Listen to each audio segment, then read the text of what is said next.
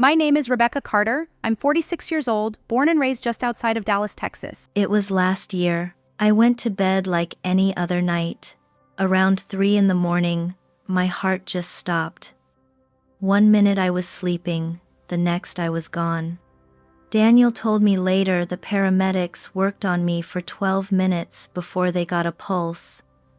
But where I was during those 12 minutes, it wasn't in my bedroom. I found myself standing in a place I don't even know how to describe. It wasn't light, it wasn't dark, it was different. Still. And I knew instantly nothing was hidden anymore. Not my smile, not my church activities, not my image. I was stripped bare. And then I saw him. Jesus. I grew up in church. My dad was an elder. My mom taught Sunday school. If the doors were open, we were there Wednesday night, Sunday morning, youth events, potlucks, you name it. I got baptized at 12 years old, said the sinner's prayer, and honestly, I thought that was it. I thought I was set for eternity. I married a good man, Daniel. We raised 2 boys, Matthew and Joshua, in the faith.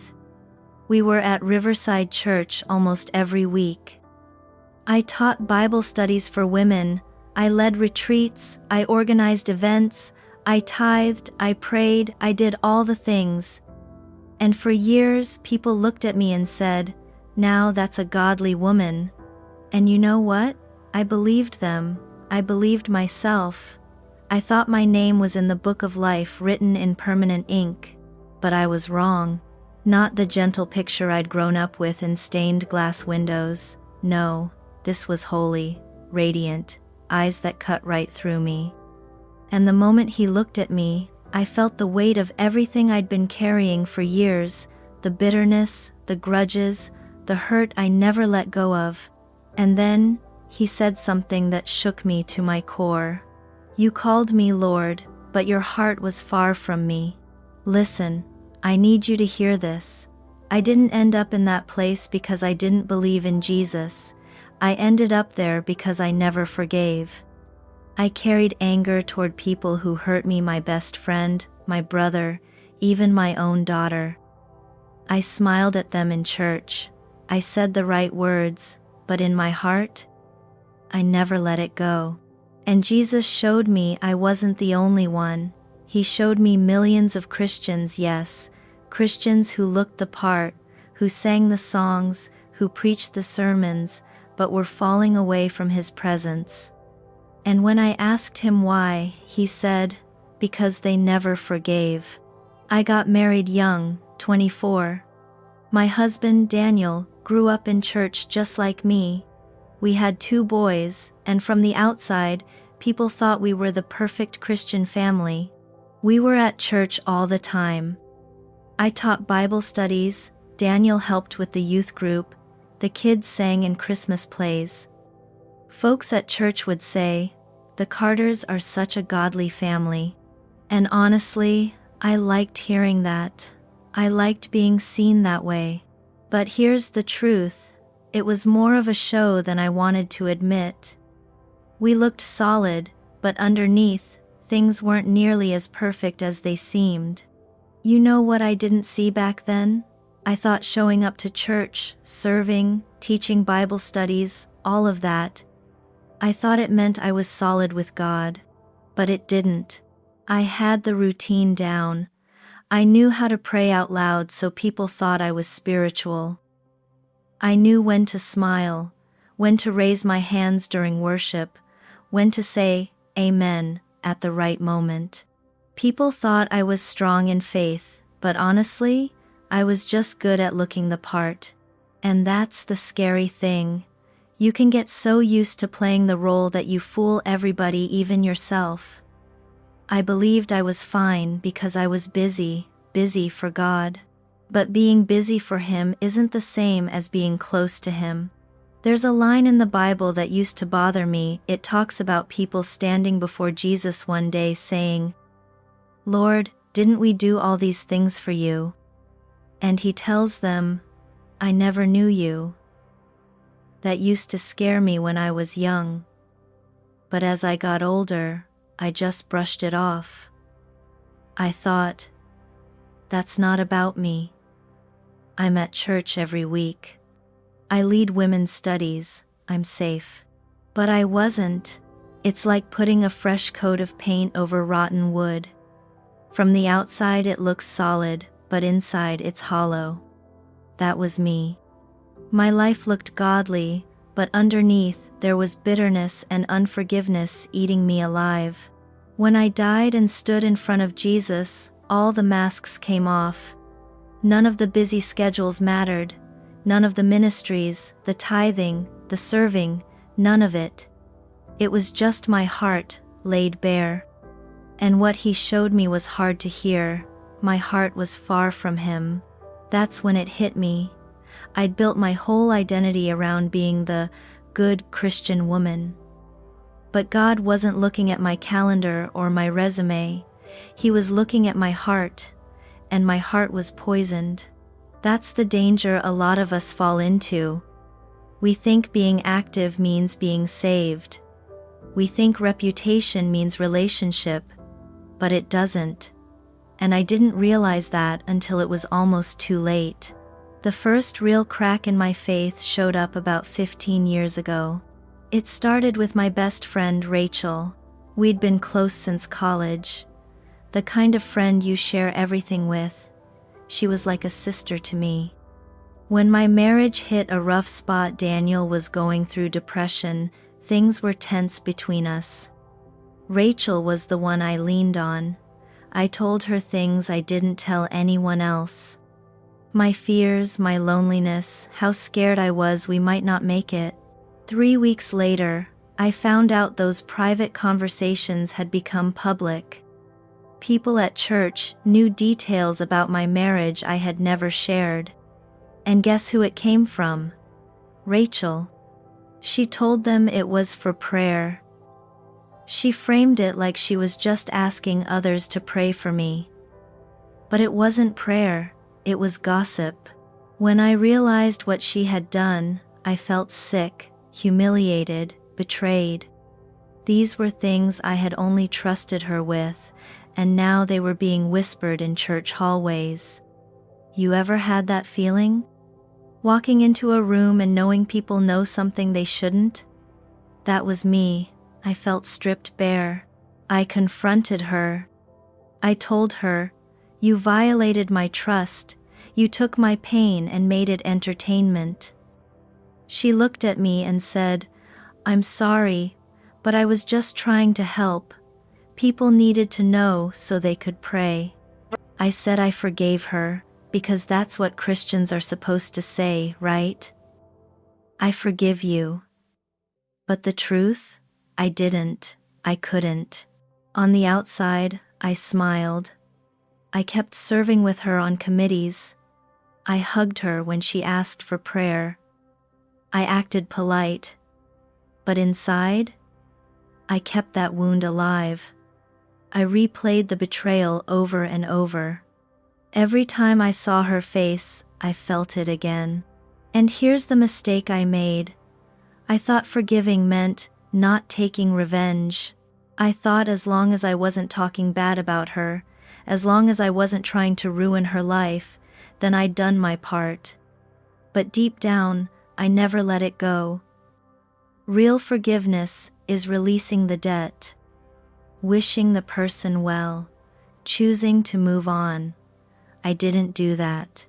So even though I looked like I had forgiven her, I was carrying that bitterness in my heart, and I carried it for years. That was the first crack, and I didn't even know it was there. The second crack showed up about 8 years ago, and this one cut even deeper. It was my brother Mark.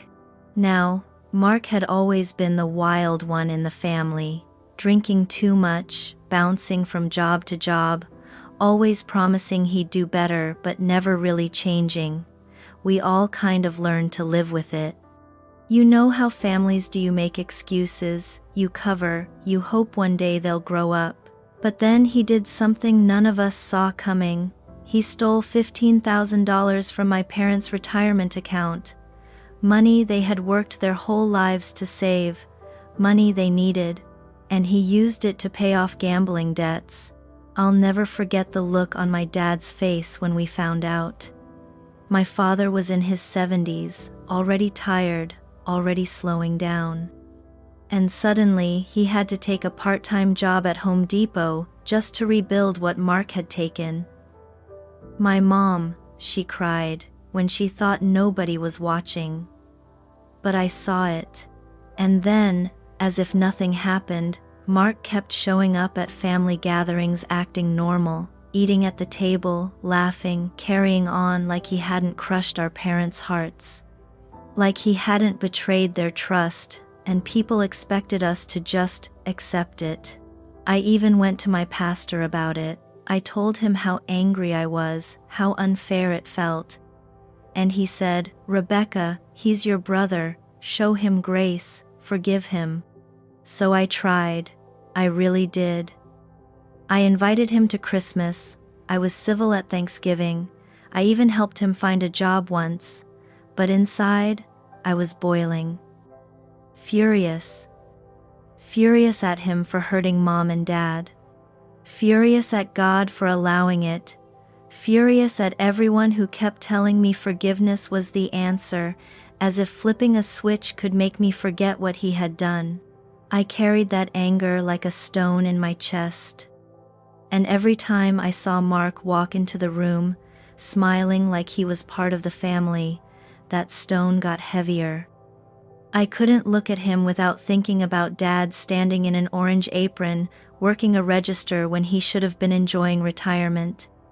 I couldn't look at him without remembering Mom's tears. And I told myself, I'm doing my best. I'm including him. I'm not screaming at him. That must count as forgiveness. But it wasn't. It was bitterness, dressed up as tolerance. I thought I was strong for holding it together, but really, I was letting poison settle deeper and deeper into my heart. That was the second crack. The deepest crack in my faith didn't come from my church or from a friend or even from my brother. It came from my own daughter, Emily. Now, Emily had always been strong-willed. Even as a little girl, she had that fire in her. If I said yes, she wanted to say no. If I asked her to go left, she wanted to go right. It was almost funny when she was small, but by the time she hit 16, that fire turned into full-on rebellion. It felt like overnight, our home turned into a war zone. Everything was a fight: curfew, friends, boys, church, homework. Even little things turned into arguments. I'd say, "Be home by 10, and she'd roll her eyes and come in at 11. I'd ask, "Where are you going?" And she'd snap back, "Why do you have to control everything?" At first I thought, this is just a phase. She'll grow out of it, but it didn't pass. It got worse. The breaking point came the day I found paperwork from Planned Parenthood hidden in her room. My stomach dropped when I read it. She wasn't just testing boundaries anymore, she was sexually active, making choices that went against everything Daniel and I had raised her to believe. I confronted her, shaking with anger and fear. I asked, "How could you do this? How could you throw away everything we've taught you?" And she fired back words I'll never forget. "Maybe what you taught me was wrong. Maybe your God isn't as loving as you pretend he is." Those words hit me like a knife. It wasn't just rebellion against rules anymore. It felt like she was rejecting me, rejecting our faith, rejecting everything I'd built my life on. That conversation ended with both of us yelling. She stormed out of the house, slammed the door, and didn't speak to me for 3 months. 3 long months of silence. Those months were some of the hardest of my life. The house felt empty even when she was there, because the connection was gone. When she did come home, she barely looked at me.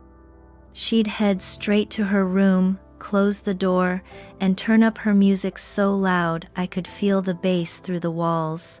I'd walk past her door and just stop, wanting to knock, wanting to fix it, but not knowing how. I prayed every night, asking God to bring her back, asking Him to change her. But under those prayers, if I'm honest, there was bitterness. I wasn't just hurt, I was angry. Angry that she was making choices that embarrassed me. Angry that she made me look like a failure as a Christian mom. Angry that after years of church, Sunday school, and youth group, this was the outcome. And underneath all of that anger, shame. A deep shame that whispered, maybe you weren't a good mother, maybe you failed her, maybe you failed God. Eventually, Emily and I spoke again. We were polite, we sat at the same table, we said, I love you, but the warmth was gone. It was like we were strangers living in the same house. I thought I had forgiven her. I told myself, I'm letting it go, I'm moving forward, but the truth, I hadn't forgiven her at all. What I had done was bury it. I pushed the anger down, covered it with a smile, and pretended everything was fine. But every time I looked at her, I saw disappointment. Every time she laughed with her friends, I thought, she doesn't care about what she's done. Every time she ignored me, I thought, she doesn't respect me, she doesn't respect God. I carried that resentment quietly, but it never left me. And here's the thing I've learned, since bitterness doesn't always look like rage. Sometimes it looks like silence, coldness, distance. You can say the right words, you can even smile, but your heart is shut off. That's exactly how I was with Emily. The irony is, during those years, I was more active in church than ever. I taught Bible studies, I volunteered for retreats, I prayed out loud in groups. People looked at me and thought, wow, what a strong woman of God. But what they didn't see was me sitting in my car after church, gripping the steering wheel, replaying the argument with my daughter in my head. They didn't see the way my heart hardened every time Emily rolled her eyes at me. They didn't see the resentment I carried like a hidden weight. Its strange bitterness almost pushed me to perform more, like I could make up for what was broken inside by looking extra godly on the outside. I didn't realize it at the time, but all that activity wasn't faith. It was performance, a mask, and I wore it well. Looking back now, I can see how dangerous that was. Because the truth is, unforgiveness doesn't just poison one relationship, it seeps into everything. It changes the way you pray.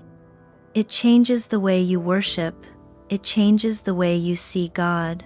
With Emily, my unforgiveness wasn't just about her choices, it was about my pride.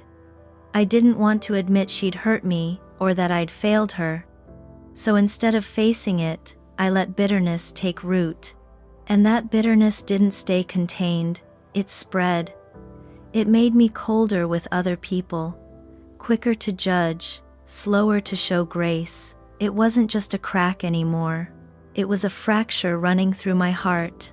That was the third crack, the deepest one. And I didn't even know how deep it went until the night I died. Because when I stood before Jesus, He didn't just show me my friend's betrayal or my brother's mistakes. He showed me my own daughter and the wall I had built between us. The resentment I carried, the pride I refused to let go of. That's when I realized if I couldn't even forgive my own child, how could I claim to know the heart of God? After those cracks started showing with Rachel, with Mark, and especially with Emily, you'd think I would have slowed down. You'd think I would have taken a step back to deal with what was going on inside me. But I didn't. I did the opposite. I got busier. I threw myself into church work like never before. Bible studies, retreats, prayer meetings, meal trains, children's ministry, you name it, I signed up for it. If someone needed a volunteer, my hand went up first. I figured the more I did, the more it would cover up the mess inside me. And from the outside, it worked. People started saying things like, "Rebecca, you're such a rock. You're so faithful. You're an example for all of us. I'd smile, nod, and say, "Oh, it's all by God's grace." But the truth? I loved it. I loved being seen that way. It was like wearing a mask, a shiny, polished, perfect Christian woman mask, and it fit so well that even I started to believe it. The thing is, the busier I got, the less I had to stop and feel. When you're always at church, always preparing lessons, always helping somebody else, you don't have time to sit in silence and hear what's really going on in your own heart. I didn't want to hear it. I didn't want to face the bitterness, the resentment, the anger I was carrying. So I drowned it out with activity. It's funny how ministry can work like that. It can become a hiding place. People think ministry is proof that you're close to God. But sometimes it's just proof that you're running from Him and using Him as the excuse. That's exactly what I was doing. I remember one Tuesday night, I was leading a women's Bible study in my living room. The topic was forgiveness. Can you believe that? Forgiveness. I was sitting there, 12 women gathered around me, Bibles open, notebooks ready. And I said the words I'd said 100 times before. Ladies, forgiveness isn't a feeling, it's a choice. We forgive because God commands it, not because we feel like it. Everyone nodded. They underlined the verse I told them to underline. Some of them even had tears in their eyes. And the whole time, in the back of my mind, a voice whispered, "You're a hypocrite. You're teaching something you're not living." But I ignored it. I smiled. I prayed. I closed the lesson like everything was fine. Then I went to bed that night with the same heavy heart I'd been carrying for years. That's the crazy part about bitterness. It becomes part of your identity. It sneaks in so deep that you start to think, this is just who I am. I was the woman who'd been betrayed by her best friend. I was the woman whose brother ruined the family's finances. I was the mother whose daughter broke her heart. Those stories became my trophies. Proof that I had suffered. Proof that I had endured. Proof that I had the right to feel the way I did. And you know what? People praised me for it. They'd say, "Rebecca, you've been through so much, and yet you're still serving, you're still smiling, you're still giving." And I let them believe it. Because it was easier than admitting the truth, I wasn't healed. I was just performing. I thought being active in ministry would make the bitterness shrink, but it didn't. It grew, because unforgiveness doesn't disappear just because you're busy. It doesn't vanish just because you're standing at a podium teaching a class. It sits there, it waits, and it poisons everything. Looking back, I can see how it changed me. I got shorter with people, less patient, quicker to judge. I'd smile on the outside, but inside I was rolling my eyes. I'd pray out loud, but inside I was holding grudges. I'd hug someone after Bible study, but inside I was still angry at my own daughter. It was double life living, and I got really good at it. You know what the scariest part was? I started believing my own performance. I started thinking, I must be okay with God. Look at all I'm doing for Him. That's the trap. When you wear the mask long enough, it stops feeling like a mask. It starts feeling like your face. But deep down, late at night, when the house was quiet, I knew. I knew something was wrong. I could feel it. I'd lay in bed with this heavy weight on my chest, not physical, but spiritual. The anger, the bitterness, the unforgiveness, it never left me. I'd whisper prayers like, "God, help me forgive, help me let go." But it was just words. Nothing changed. Because forgiveness isn't automatic. It's not pretending you're fine. It's a choice, a hard one, and I wasn't making it. So there I was, standing in front of people every week, teaching about grace and forgiveness, while secretly holding on to grudges that were eating me alive. And the sad part? Nobody knew. Not my friends, not my husband, not even my kids. I was the only one who felt the poison, and I hid it well. Until the night I died. Because in that moment, standing face to face with Jesus, the mask shattered. Every role I played, every good deed, every lesson I taught, every reputation I built, none of it mattered. He looked straight into my heart, and all the bitterness I had buried for years came pouring out in front of me. And I realized I hadn't fooled him for a second. It happened last spring, just a normal night, nothing dramatic. Daniel and I had gone to bed around 11:30. We prayed, turned off the lights, and I drifted off like always. Sometime in the early morning hours, my heart just stopped. I didn't feel pain, at least not the way you'd imagine. No warning, no sharp chest pain. One moment I was dreaming, the next moment, I wasn't in my bed anymore. Daniel told me later that he woke up around 3 a.m. because he sensed something was wrong. He reached over, and I wasn't breathing. No pulse. He panicked, called 911, started CPR. The paramedics worked on me for 12 minutes before they brought me back. 12 minutes. By every medical standard, I should have had brain damage. But I didn't. And that's because for those 12 minutes, I wasn't lying in our bedroom, I was somewhere else. The first thing I noticed was the silence. Not quiet like when the power goes out or when the world is asleep. No, this was different. It was perfect stillness, like every sound had been pulled out of the air. And I was standing there, not quite in light, not quite in darkness. Something beyond both. And in that moment I felt exposed, not physically naked, but spiritually. Every mask I'd worn, every performance, every good Christian act I'd ever done gone. I wasn't the Bible study leader, or the church volunteer, or the godly example. I was just me, raw, uncovered. Then I saw him, Jesus. He was walking toward me, and he didn't look anything like the gentle pictures we see in stained glass windows. He was radiant, blazing with holiness.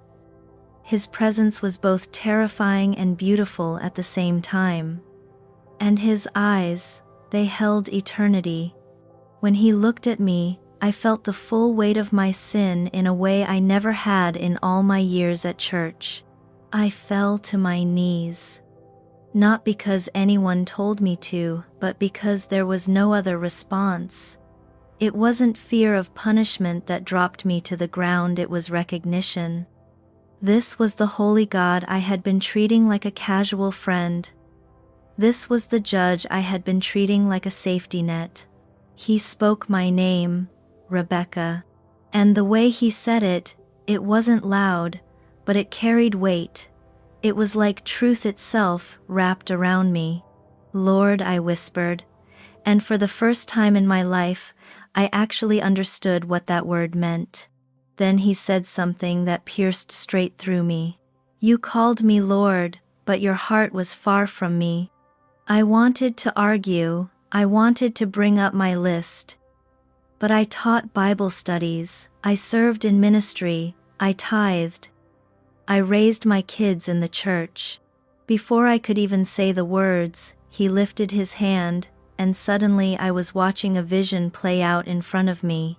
I saw millions of people, and I knew instantly they were Christians. They looked like believers, sounded like believers, acted like believers. They were singing worship songs, lifting their hands, preaching sermons, posting verses on social media, serving at food pantries. From the outside, they looked like the real thing. But then the ground beneath them began to give way. and one by one, they started falling. Not into fire, not into flames, but into something worse, a kind of emptiness. A separation from God's presence that was so dark it made flames seem preferable. And I cried out, "Why, Lord? They believed in you. They served you." His eyes filled with sorrow, and he said, "Because they never forgave." As he spoke, I saw deeper into their hearts, and it horrified me. A woman leading worship, her voice beautiful, hands raised high, but inside she hated her ex-husband for leaving her. A pastor preaching about grace, but in his heart, he still held a grudge against a deacon who had opposed him years ago. A missionary posting inspirational quotes online, but secretly bitter at a board member who had questioned her ministry. And then I saw myself, leading that Bible study on forgiveness while my own heart was poisoned with unforgiveness toward Rachel, toward Mark, toward Emily, hugging people at church while resenting them in secret, smiling on the outside while my insides were rotting. "They honor me with their lips," Jesus said, "but their hearts are far from me. They want my mercy, but refuse to give it to others." And right then, he showed me words I had read 1,000 times in church but never truly believed. Words about forgiveness. Words that aren't just nice advice or a spiritual suggestion, they're law, eternal law. If you don't forgive others, your Father will not forgive you. I broke down. I said, "Lord, I didn't understand.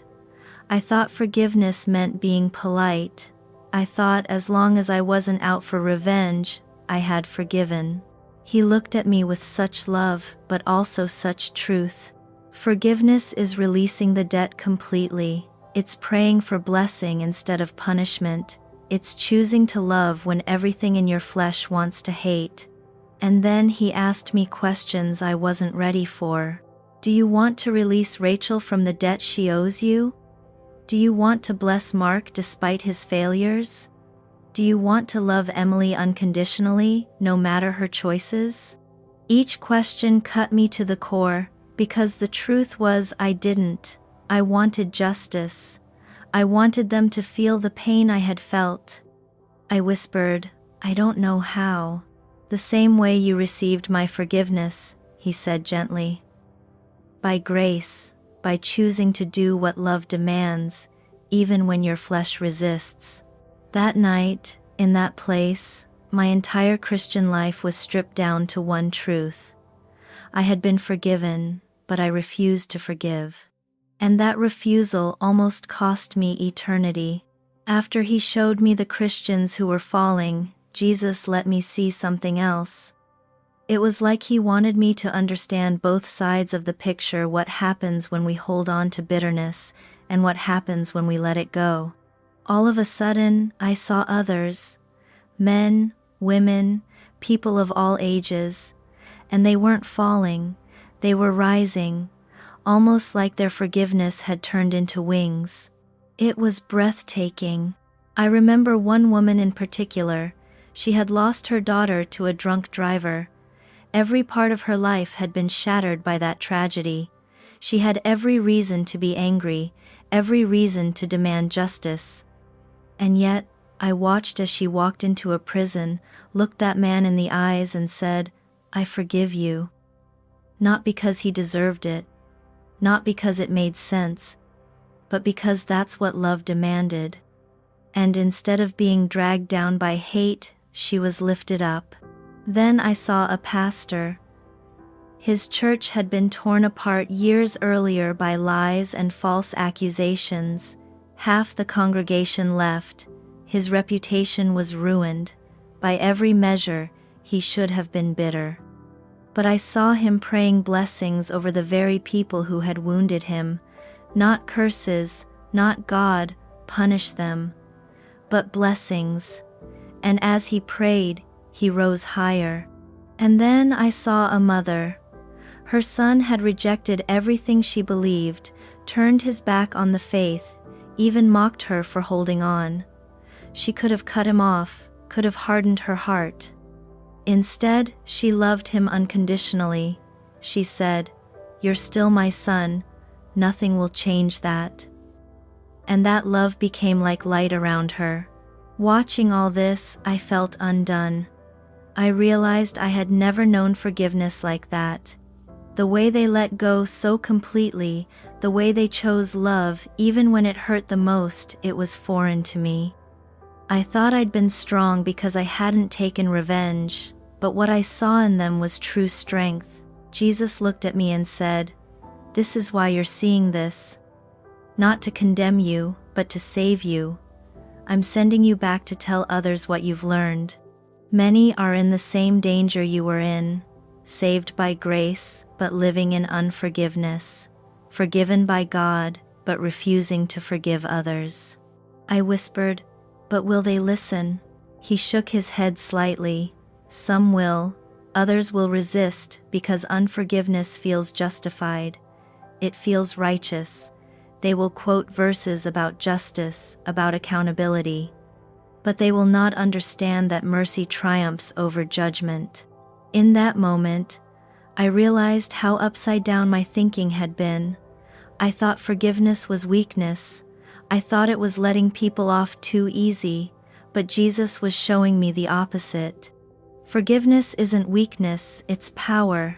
It's the very thing that lifts us, that sets us free, that keeps us from being chained to bitterness. Unforgiveness, on the other hand, is like an anchor. You think you're standing tall, but really you're sinking, slowly, quietly, hour by hour, until one day you're gone. And then, as I was still watching, Jesus said something that burned into me. Love is not a feeling, it's a choice. Forgiveness is not forgetting, it's releasing. My grace is enough for what you cannot do on your own. Those words cut deep, because I knew how many times I had said, "I just can't forgive. It's too hard, it's too much." And here he was telling me, "You don't have to do it alone. My grace will do what your strength never could." As I stood there, I thought about Rachel, about Mark, about Emily. I thought about the grudges I carried like trophies, the pain I polished over and over again. And suddenly, it all felt so small compared to the weight of eternity. Was holding on to my pride worth losing him? Was protecting my hurt worth missing his presence? No, it wasn't, but still, I felt stuck. I didn't know how to let go. And that's when he reminded me, forgiveness isn't about waiting until you feel like it. It's about deciding, choosing, and then letting his grace carry you the rest of the way. I'll never forget the look in his eyes when he said, "I'm sending you back." Back, after all that? I didn't want to leave his presence, but I knew why he said it. He was giving me another chance. Not just for me, but for others.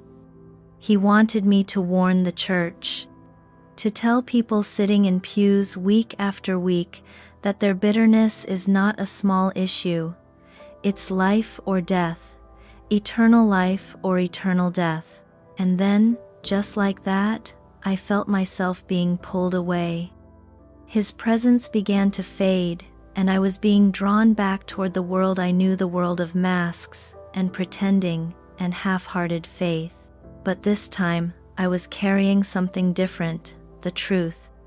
When I opened my eyes in that hospital room, gasping for air, doctors and nurses around me, Daniel holding my hand with tears streaming down his face, I knew I'd been sent back with a message.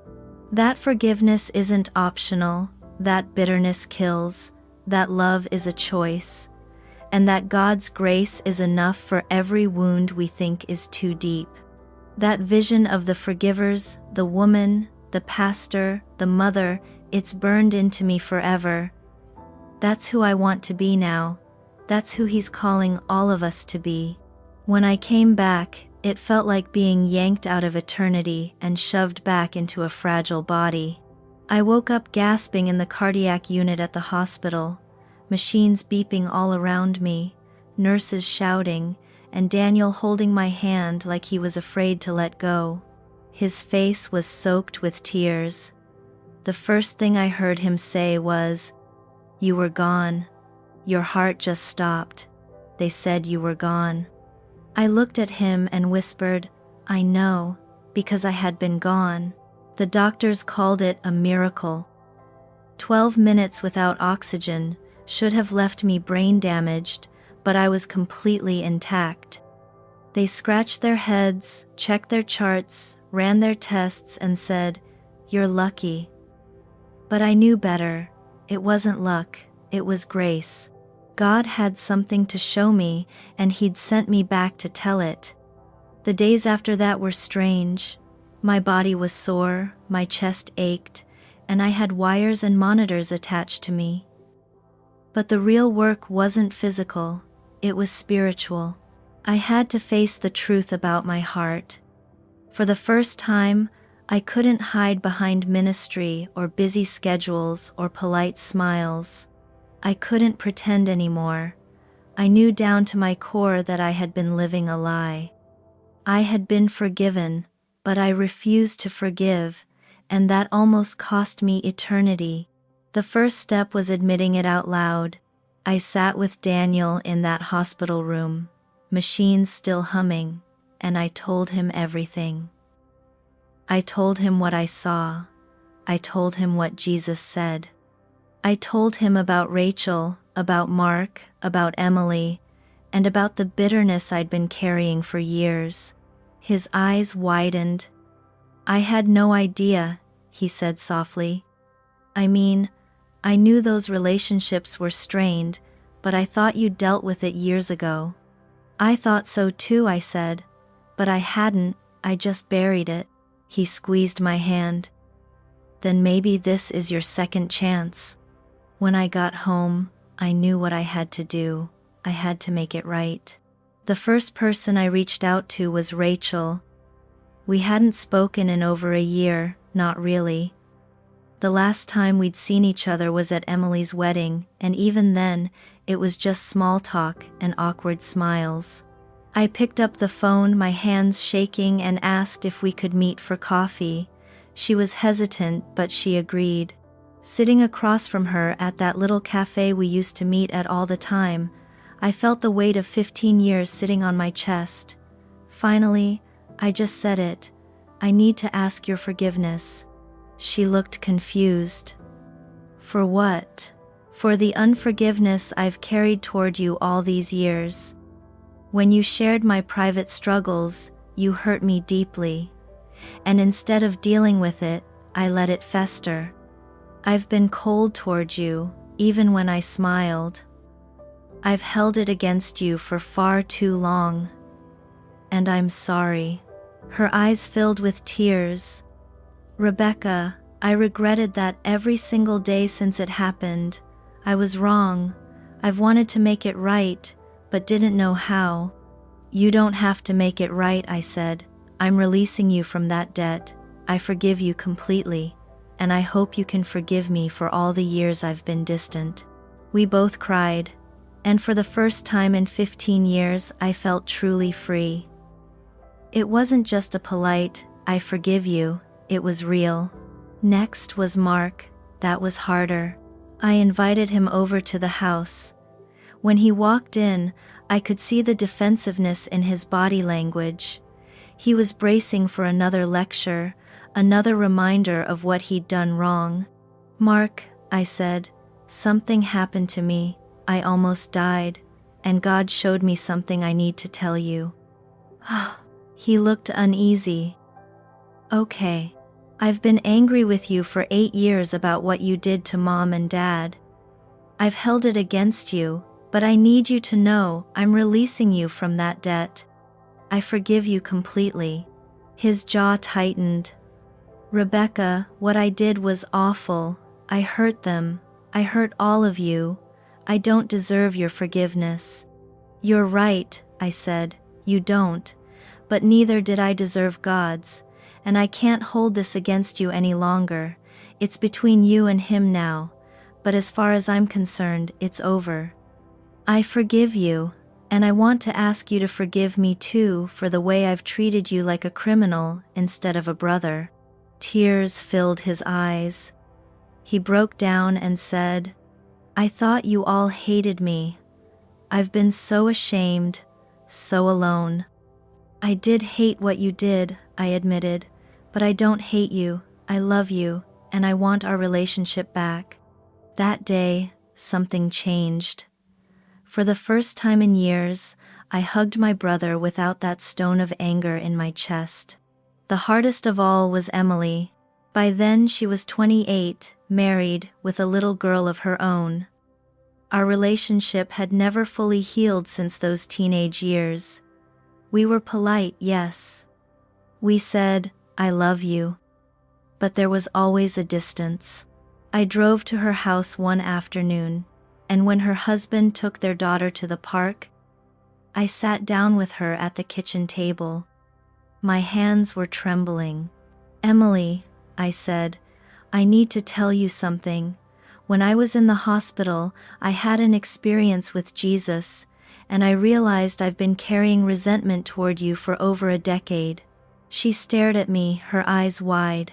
"Mom," she said quietly, "I always felt like you were disappointed in me. Like no matter what I did, I could never measure up." Tears rolled down my face. You were right. I was disappointed. I let that disappointment turn into judgment. I let it harden me toward you, and that was wrong. I've been punishing you for choices you made as a teenager, and I need to ask your forgiveness." Her lip trembled. "Of course I forgive you." I broke down crying. "Emily, I love you exactly as you are. I'm proud of you. I'm proud of the woman, the wife, the mother you've become. I'm sorry it took me so long to say that." She reached across the table and we held each other. For the first time in years it felt real, not forced, not polite, real. Those 3 conversations changed everything. Not just my relationships with Rachel, Mark, and Emily, but my entire understanding of what it means to follow Jesus. I realized I had spent years playing Christian, performing faith, polishing my image. But none of that mattered if my heart was poisoned with unforgiveness. What mattered was love, real love. The kind that lets go, the kind that blesses instead of curses. That was the beginning of my second chance. Coming back from that experience, I couldn't just slide back into the old routine. I tried for a while. I thought maybe I could pick up right where I left off. Go back to teaching women's Bible studies, organizing retreats, running around church like always, but it didn't feel the same anymore. A few months later, I sat with my Bible study group, and I couldn't fake it anymore. Before, I could teach about forgiveness, quote verses, and everyone thought I had it together. But after what I'd seen, the words caught in my throat. So I told them the truth. I almost died, and I realized I wasn't ready to meet Jesus. My heart was full of unforgiveness. If I had died that night, I wouldn't have made it, not because I didn't believe, but because I refused to forgive. The room went silent. Some cried. One woman left angry, but others leaned in. They saw themselves in my story. That night, we started something new. We called it Heart Check. Each week we asked, who are you still holding on to? Who do you need to forgive? It was raw, messy, but real. Not everyone liked it. Some leaders said I was too harsh. But I kept going because I knew what Jesus showed me. And the fruit was undeniable. Families restored, friendships healed, hearts set free. It wasn't theory anymore, it was real. I'll never forget when an older pastor, the same one who once told me to forgive my brother, came up after I shared my story. His face was pale. He said, "Rebecca, I've preached on forgiveness for 25 years, but I don't think I ever understood it until now. Your story made me take a hard look at my own heart. That moment hit me. If even pastors can miss it, how many of us are walking around poisoned by unforgiveness, thinking we're fine? I kept examining myself. It wasn't just Rachel, Mark, and Emily. I had grudges against a former pastor, a neighbor, even a coworker who got the promotion I thought I deserved. Small things, but together they weighed me down. So I started letting them go with phone calls, with whispered prayers, sometimes just saying out loud, I forgive them. And piece by piece, the heaviness lifted. 6 months later, I taught again, but this time I wasn't the expert. I was a woman who had been rescued, who had stood at the edge of eternity and come back with a warning. And when I told my story, people wept, confessed, even argued. But I stood firm because I knew it was true. That's when I realized this wasn't just my story, it was my calling.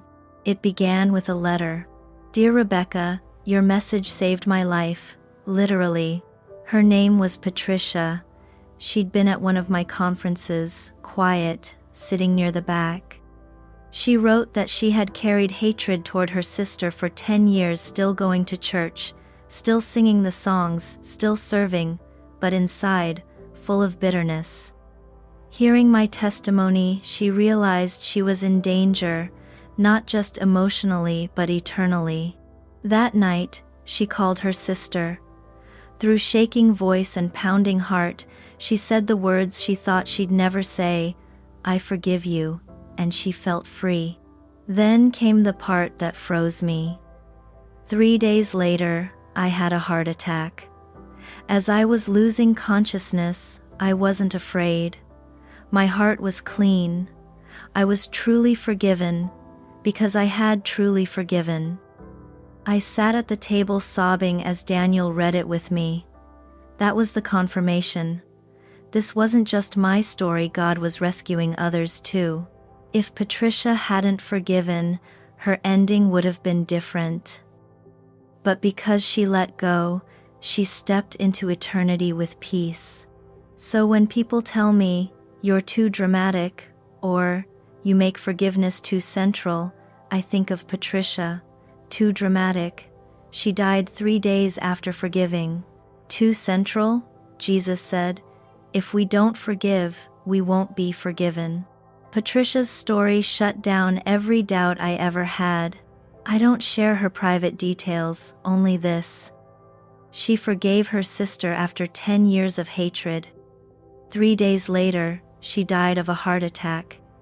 And because she forgave, she stepped into eternity clean. When I tell that, you can see it hit people. Some go pale, some start crying. Others walk out because it feels too heavy. But I don't hold back because I know this isn't just my warning anymore. It's hers too. Over time, more stories came in. People wrote me, stopped me in stores, saying things like, I finally called my dad after 20 years, or I let go of what my ex did, or I asked my kids to forgive me. But Patricia's letter, that's the one I keep tucked in my Bible. When I feel tired, I pull it out. Her words give me courage. And here's what I know. She could have ignored me that night in Birmingham. She could have gone home unchanged. But she didn't. She chose to forgive. And because of that choice, she stepped into eternity with peace. That's why forgiveness can't wait. Tomorrow isn't promised. Reading that letter reminded me of something Jesus said to me in that place. Remember everything, and remember that love is a choice, forgiveness is releasing. Patricia lived that, and now her story lives on through me. I think about her often. A woman I barely noticed at a conference became one of the strongest confirmations of my message.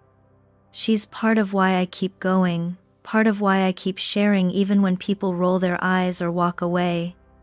Because if even one more person hears, forgives, and steps into eternity clean, it's worth it. If there's one thing I want you to take from my story, it's this. Forgiveness isn't optional, it's not a suggestion, it's not something you can put off until you feel ready, it's life or death. When I died, I saw Christians, people who looked the part, who served, who sang, who gave, falling away from God's presence because they never forgave. And I saw others rising because they chose to release, to love, to bless, even when it hurt. That's the line, that's the difference. Unforgiveness feels justified, it feels safe, but it's poison. It robs your joy, it hardens your prayers, it builds a wall between you and God. You think you're protecting yourself, but really, you're chaining yourself down. I almost lost everything because I carried bitterness toward my friend, my brother, and even my own daughter. And I thought I was fine because I was busy in church. But Jesus wasn't fooled. He looked straight into my heart and showed me the truth. So here's my plea, don't wait. Don't hold on to that grudge one more day. Make the call, say the words, release the debt. Forgive not because they deserve it, but because you've been forgiven. Because when the final moment comes, and it will come, forgiveness might be the only thing that matters.